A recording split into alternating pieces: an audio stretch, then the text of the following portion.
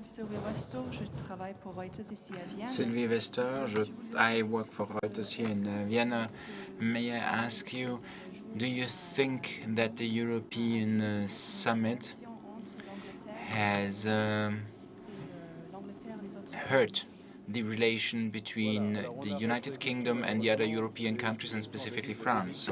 We will now get the last answers of Jean-David Levitte. First of all, solidarity. Where is solidarity? Solidarity is in the European Fund of Stability that is been set up to help the European countries that need it. This fund should have been replaced by a European mechanism for stability by 2013. During the European summit, we decided to install that definitive mechanism prior to that date, so earlier, which is July 2012. So ratification for that will be done by summer next year. And to make sure that it will not be blocked by difficulties in any given countries, we decided that any decisions on allocation of funds can be taken at the majority of 85% of votes expressed. So we will have, quicker than initially expected, a support mechanism with 500 billion euros and with clear rules of attribution of money that will not lead to any paralysis. Second question. Two-speed or three-speed Europe? Well, what I was surprised with in the range of decisions that were taken in the night from Thursday to Friday. In the beginning, UK had some support, and on the finishing line, the Euro Plus zone, or European Plus, equals all others. Eurozone plus all others. With nuances, we immediately got the support of a country that is not in the Eurozone, Denmark, and they said we will stay apart from the Euro, but we are for convergence and deeper integration and more competitivity within Europe, and all the countries that want to join the Euro, like Poland. They said, well, of course we do support. So in the morning, that said, we will stay with the UK. It was Hungary, and they changed their mind, and before the end of the summit, they joined as well. So I don't want to say any stupid thing. I think it's the Czech Republic and Sweden that need to consult their national parliaments. So we might be 26, and UK being outside of that integration. The question of François Buffon de l'Étang is a question on the Eurozone, meaning that the countries that will not be able to follow, will they be able to catch up? I say yes. I say yes because now that Greece decided upon which path and track to follow, we will support them, and other countries had difficult times as well. Ireland. And everyone says it's a success, and no one speaks about Irish difficulties anymore, and they came back to a normal level of the economy. And finally, Spain and Portugal and Italy. And those three countries have now new governments, Two of them, Portugal and Italy, have adopted programs that have been recognized as being totally credible. And the one country that remains is Spain. Spain will have a new government by Christmas, but the new head of government, Mr. Rajoy, is fiercely decided to have reforms on the Spanish economy so as to come back in the club of competitiveness. So the risk of the splitting up of the Eurozone economies does not exist anymore. We saw the risk, but we said we do not want that, and we will take measures to organize convergence. Finally, the last question is on the people. Where do we keep the people? And democracy in Europe.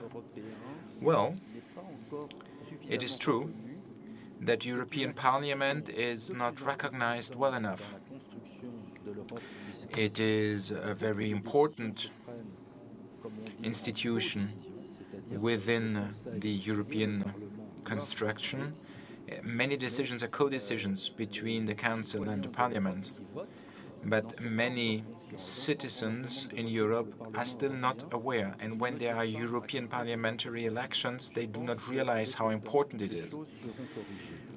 I think this will be corrected over time. I'm pretty sure it is. I'm positive it is. It will. But in a democratic state,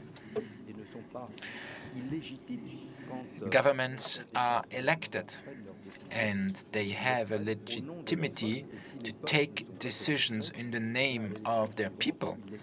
And if the people are unsatisfied, they usually express it at the next general elections. And you can just see what happened during the last month, how democracy expresses itself.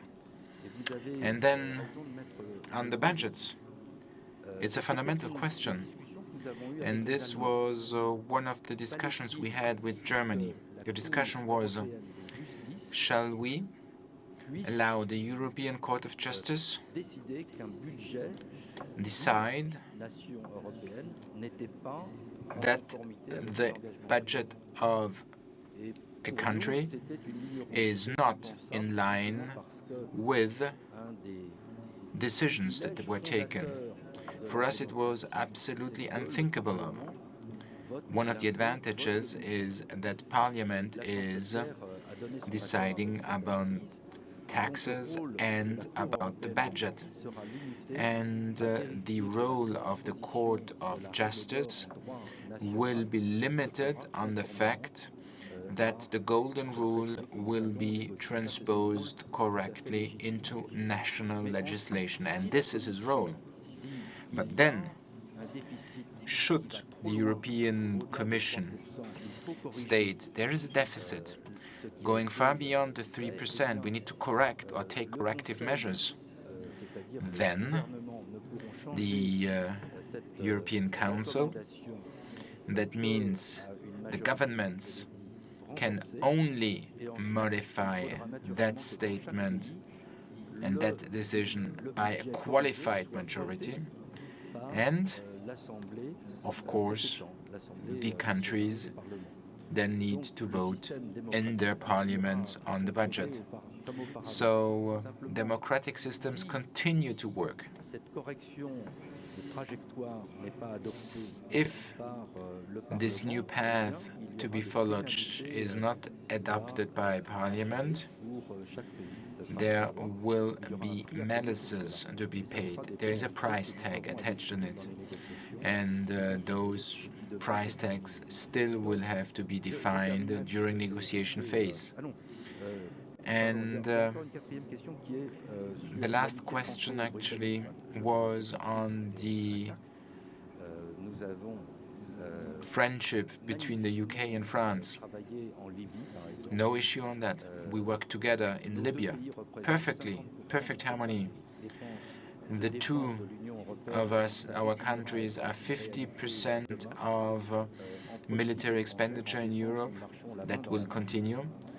As far as defense issues are concerned, we work perfectly well together. And the UK decided not to participate in the Eurozone, but also in the Schengen zone. And still, they are a very valuable member of the European Union. But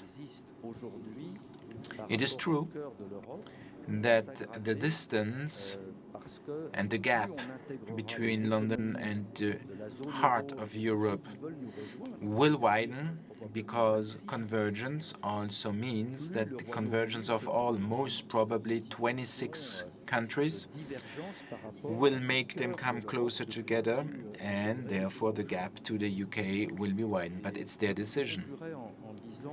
And let me conclude by saying that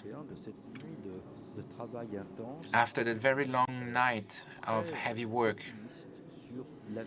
I was extremely optimistic on the Eurozone future,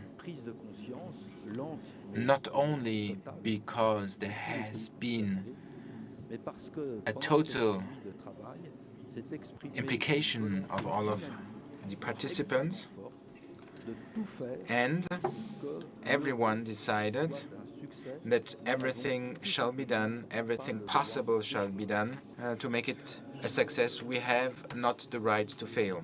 Thank you very much. Thank you very much, Jean-David.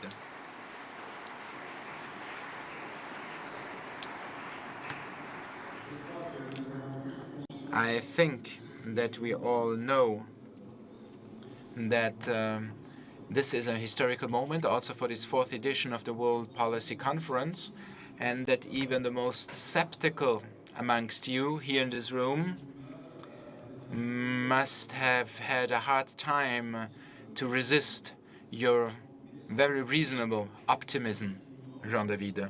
So thank you very much. Thank you very much. I know I exceeded the time slot allocated. So please don't stand up. We will start immediately with the next round table. And the next round table is moderated by Charles Kupchan. And I ask His Holiness Bartholomew I. There's the President of the Republic of Estonia, Ms. Fu Ying, Vice Minister of Foreign Affairs of the People's Republic of China, Kemal Dervish, Vice